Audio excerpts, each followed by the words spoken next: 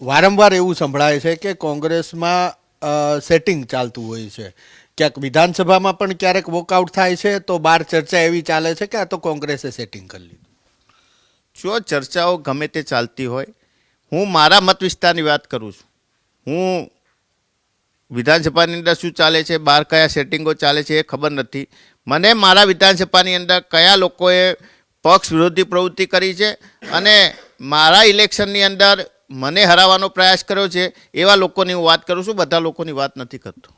અચ્છા, તમે ક્યારેય આવી લેખિતમાં રજૂઆત કરેલી ખરા કે સો એન સો XYZ વ્યક્તિએ પક્ષ વિરોધી અથવા તો તમને હરાવવાની કે રઘુભાઈને હરાવવાની વાત કરી જે તમે હમણાં કરી, છતાં એક્શન નથી લેવાય?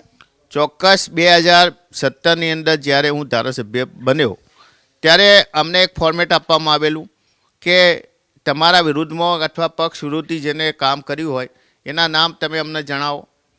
2017ની પછી મેં નામ આપ્યા, એના વિરુદ્ધમાં કોઈ એક્શન ના લેવામાં આવે, ફરીથી એમને મારા જ મત વિસ્તારની અંદર જિલ્લા પંચાયતની ટિકિટ આપવામાં આવી.